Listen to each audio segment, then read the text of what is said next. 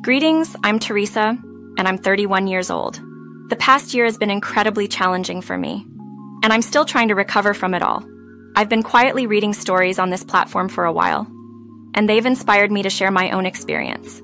My story starts with Gabriel, my ex-husband. We met at work right after I finished college. I landed a great job at a well-known company, and Gabriel and I ended up in the same department. He was assigned as my mentor.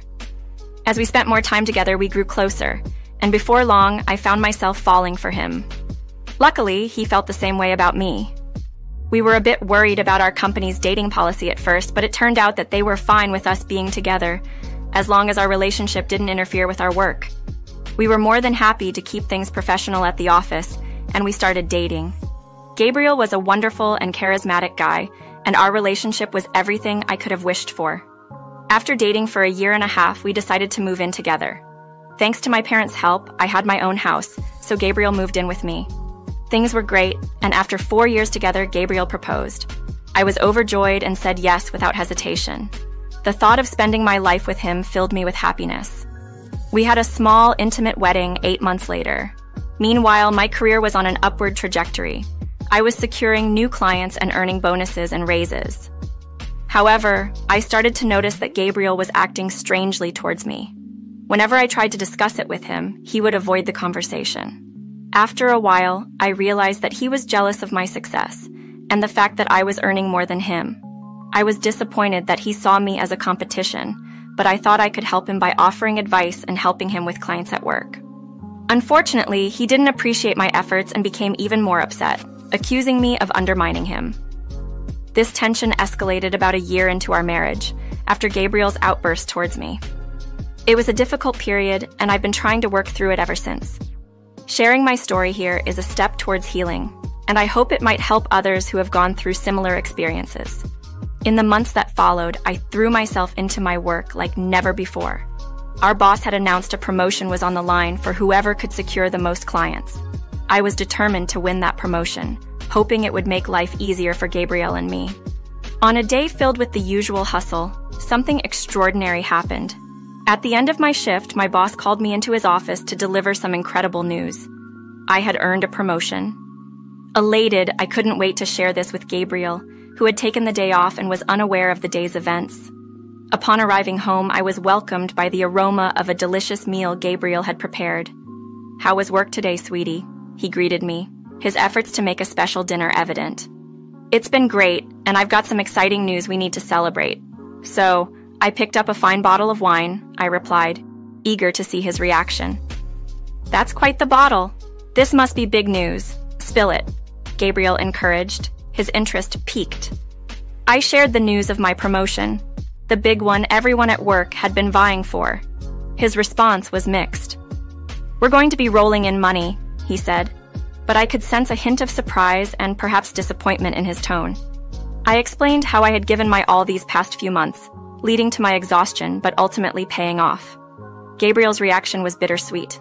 While he tried to hide it, it was clear he felt a pang of jealousy for not being the one promoted. "It shouldn't matter who got the promotion, Gabriel. We both benefit from it, right? My achievements are yours too," I tried to reason, hoping to shift the focus to celebration rather than competition. Gabriel paused, then brightened up with an idea. "You're right. Let's not just celebrate. Let's throw a massive party for your promotion. We'll invite our families, colleagues, and even the bosses." His suggestion caught me off guard. "Are you sure? Wouldn't that make you feel worse?" I asked, concerned about his feelings. But Gabriel was adamant. "I'll be fine. It's time for us to celebrate your hard work, and I think I've got the perfect gift for you too," he assured me, brushing aside any hint of resentment for a gesture of genuine love and support. His willingness to celebrate my success, despite his feelings, was a reminder of the complex layers of our relationship, blending personal achievements with shared joy. Gabriel promised to present me with a special gift at the party in front of all our guests. Initially, I felt a twinge of disappointment because his emotions seemed to overshadow his ability to express appreciation for my achievement. However, Gabriel's enthusiasm for organizing a celebration in my honor gradually changed my perspective. Over the next few weeks, he dedicated himself to planning a grand party for my promotion. It surprised me to see him so involved and not showing any signs of jealousy, and I was thankful for his support.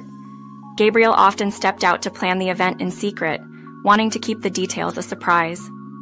He spent a lot of time at his mother's house discussing the arrangements. Gabriel's mother, Alice, and I had a pleasant relationship. Though we weren't very close, she was a kind person. On the day of the party, Gabriel was running late due to a last-minute surprise he was arranging. He instructed me to head to the venue first, where Alice would meet me. I was astounded by the venue's transformation. The hall was beautifully decorated, and the warm welcome from everyone, clapping as I entered, was truly overwhelming. During the party, while chatting with a colleague, Alice accidentally spilled her wine on my dress. She was profusely apologetic, blaming her clumsiness and nerves for the mishap. Although I assured her it was fine and mentioned getting an extra dress from my assistant, she insisted on trying to help. Then, in a quieter spot, Alice revealed her true reason for pulling me aside. She urgently advised me to instruct the security guards to prevent Gabriel from entering the venue. Confused and concerned, I pressed for an explanation. Alice confessed that Gabriel had been harboring resentment over my growing success. His frequent visits to her place weren't just about planning the party. They were also an outlet for his frustrations. This revelation was a shock. Gabriel's apparent support and enthusiasm for the party masked deeper issues of jealousy and dissatisfaction. Alice's admission painted a complex picture of Gabriel's feelings, showing a side of him I hadn't fully understood until that moment. Upon hearing Alice's grave concerns, I was taken aback. She explained how Gabriel's disappointment wasn't just about being upset, it was jealousy. His discontent had escalated since learning about my promotion, something I hadn't fully grasped until now. Alice revealed a shocking plan of Gabriel's to publicly humiliate me at the promotion party by presenting forged documents to question my deserving of the promotion. His motive, driven by envy and a desire to surpass me, seemed inconceivable. Alice's revelation left me needing time to absorb the news. Despite the turmoil of emotions, I recognized the urgency of the situation. Grateful for Alice's loyalty, I took her advice and instructed the security to bar Gabriel's entry. As I grappled with disbelief and betrayal, my instincts prompted me to seek proof. I discreetly inquired with the technician responsible for the evening's presentations, claiming I was verifying content on Gabriel's behalf. This led to the discovery of the USB drive Gabriel had provided, filled with counterfeit documents aimed at undermining my professional credibility. The potential consequences of these documents becoming public were dire, risking not only my reputation but my career. In a state of anger and determination, I secured the USB and ensured no incriminating content would be displayed. My investigation didn't stop there. I also spoke with staff members Gabriel had enlisted to participate in his scheme, obtaining written statements confirming their involvement. An hour after Alice's warning, Gabriel contacted me, bewildered by his denied entry. His tone, a mix of confusion and indignation, prompted me to suggest he return home, sparing both of us from what would undoubtedly be a painful confrontation. This moment marked a significant turning point, where my actions reflected not just a defense of my career, but a stand against betrayal and manipulation. We decided to continue our conversation at home. "I just wanted to be part of your special day," Gabriel said, trying to reason with me. But at that moment, I was too upset to engage. "I'm aware of your actions, Gabriel, and I don't want to talk about this over the phone," I replied, my voice firm. Gabriel seemed incredulous, questioning my understanding of the situation. "I know exactly what I'm doing. You need to go home and reflect on your jealousy and insecurities," I said, cutting him off. Despite his protests and feigned ignorance, I confronted him about the sabotaging plans I had uncovered, especially the damning evidence on the USB meant for the projector. Gabriel accused me of snooping and questioned my trust in him, to which I responded, "I did trust you, but after tonight, any trust I had has disappeared." His attempt to justify his actions by claiming I flaunted my achievements only highlighted his inability to be supportive. "I was hoping you'd be happy for me, not jealous," I countered. The conversation escalated as Gabriel demanded I return home immediately after the party, issuing a veiled threat. This only fueled my resolve to distance myself from him. "Threaten me, and I won't come back at all," I retorted, hanging up. Despite Gabriel's attempt to overshadow the evening with negativity, I chose to enjoy the party. It was supposed to mark the beginning of my downfall, but instead, I had a wonderful time, celebrating my achievements with colleagues and friends. Later that night, I sought refuge at Alice's home, knowing Gabriel had already reached out to her. She advised him to give me space, supporting my need for distance. In the days that followed, I took decisive action by filing for divorce, determined to close this painful chapter of my life. Once the paperwork was ready, I prepared to confront Gabriel one last time, this time with the finality of divorce papers in hand. This decision marked a new beginning for me, free from the shadows of jealousy and manipulation. When I returned home, Gabriel was there to greet me. "You're back, finally," he said, trying to sound cheerful. I wasn't in the mood for pleasantries. "Don't pretend to be happy. I'm not here for that," I replied coldly. Gabriel attempted to apologize, claiming he truly missed me and regretted his actions, but his apology felt hollow. "You think saying sorry is enough? You tried to ruin both my career and reputation because of your jealousy and insecurity," I confronted him. Gabriel's excuse was that he was in a bad place mentally, but that hardly seemed like a justification for his actions. He claimed to be struggling because I was receiving recognition for our work, despite us being in the same department. The conversation took a darker turn when Gabriel implied that my success was due to exploiting my femininity, not my hard work or achievements. I reminded him of my contributions and the revenue I generated, all through professional means. Gabriel, unable to accept this, admitted to resorting to fabricating evidence to undermine me, insisting there was no way I could be genuinely more successful than him. His actions were indefensible. Gabriel was prepared to demean the person he claimed to love, driven by his so-called insecurities. He even cited the embarrassment he felt over being outperformed by his wife as a justification for his behavior, revealing the true extent of his resentment and the influence of his friends' opinions over our relationship. Fed up with his justifications and unwillingness to endure his destructive tendencies, I handed him the divorce papers. Gabriel's plea, framing his betrayal as a single mistake, did nothing to sway me.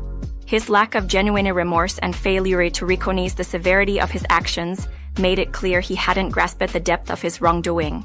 His priorities were misplaced, valuing his ego over our relationship, which was far from the foundation of a healthy partnership. After Gabriel's harsh words and threats, I realized I couldn't bear anymore. His inability to see the wrong in his actions was baffling. He saw his attempts to sabotage my career as a minor mistake. I quickly gathered my belongings and headed to Alice's house, but not before informing Gabriel he had 2 weeks to move out of my place.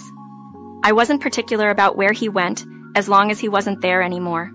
With tensions between Gabriel and me becoming evident, I decided to preempt any workplace gossip by announcing our divorce. I kept the reasons private, but Gabriel, intent on damaging my reputation, started spreading false stories. He accused me of excluding him from my promotion party out of selfishness and jealousy, twisting the narrative to undermine me. In response to his unfounded attacks and to protect my integrity, I shared the evidence of Gabriel's schemes with our bosses and HR. This included the forged documents he intended to use against me and signed statements from those he had enlisted for his plan. I also highlighted the negative impact his actions and lies were having on workplace productivity. The company acted swiftly. Gabriel was summoned to the boss's office the next working day and subsequently fired. Seeing him leave the office, defeated, was an ironic twist of fate. His call to me afterward, full of accusations and anger, confirmed his dismissal. He demanded to know why I ruined his career, to which I replied without confirming anything specific. Yet I pointed out the irony in his actions. After threatening to ruin me for leaving him, he was upset over the consequences of his actions. Gabriel's plan to undermine me not only backfired, but also highlighted the disparity between attempting harm and facing the repercussions. His dismissal wasn't just about the conflict. It was about maintaining a professional and ethical workplace, something he had blatantly disregarded. Faced with Gabriel's untenable behavior, I was forced into a position where protecting myself was the only option. His response to his termination hinted at disbelief, but the reality was his actions weren't just harmful to me personally, but professionally as well, breaching multiple ethical boundaries within our workplace. I explained to Gabriel that his firing wasn't just because of poor performance, but due to his deliberate attempts to undermine his wife, a clear violation of both professional and personal trust. Despite his protestations of innocence and disbelief, I made it clear that his actions during our marriage made me fearful of what he might do if we were to divorce. prompting me to take preemptive steps for my own safety and career preservation. Gabriel's threats of legal action and financial retribution were met with the reality of the evidence I had gathered against him. Evidence that would certainly interest any legal proceedings. His threats only underscored his inability to grasp the severity of his actions, leading me to end the conversation and insist on future communications being handled through legal channels. The satisfaction I felt in seeing Gabriel react as he did was tinged with the regrettable necessity of the situation. His attempts to contest the divorce and seek alimony based on the claim that his job loss was my fault were doomed to fail. The substantial evidence of his attempts to sabotage my career, coupled with corroborating statements from our workplace and even his mother, painted a clear picture to any observer. As the divorce proceedings dragged on, Gabriel's insistence on dividing even the smallest of our shared assets only served to prolong the process, much to his financial detriment. Despite the unnecessary length and complexity of the divorce, I maintained my focus on a fair resolution, offering concessions where reasonable to finally close this painful chapter of my life. The court's decision to deny his alimony request, based on the evidence and circumstances, was a relief, allowing me to move forward with a sense of closure and the opportunity to rebuild. When it came down to finalizing our divorce, Gabriel insisted on dividing every single item we owned, down to the minutest detail, like spoons and forks. Despite my attempts to find a middle ground, he was relentless. I couldn't understand why he was so intent on drawing out the process, especially since it was costing him financially. I was faring quite well on my own, so I decided to compromise where I could, granting him most of the material possessions he demanded, within reason. The house remained with me, as it was in my name, but I conceded to Gabriel on nearly everything else he wanted, including our bed. With ample resources at my disposal, replacing these items wasn't a concern for me. As our divorce reached its conclusion, Gabriel found himself in a precarious position, financially and socially. He moved from one friend's couch to another, until their patience wore thin with his unwillingness to look for work. Even Alice, his mother, reached her limit after his outburst led her to cut off all contact with him. Eventually, devoid of options, Gabriel approached me, seeking assistance. But I was resolute in my decision to sever ties and not get dragged back into his turmoil. Last I knew, he was staying with an aunt and had managed to secure some form of employment. On my end, life has been fulfilling and serene. While there are moments when I mourn what was lost with Gabriel, I remind myself of the peace and happiness I've gained in his absence. Therapy has been a helpful tool in navigating through my feelings of grief, loss, and anger, leading me to a place of well-being and contentment. Alice, on her part, initially tried to compensate for her son's misdeeds, but after a heartfelt conversation, she ceased. Our relationship evolved, and she's become a dear friend and a maternal figure in my life. As for love, I'm taking my time, focusing on self-care, and enjoying life to the fullest until I'm ready to trust again.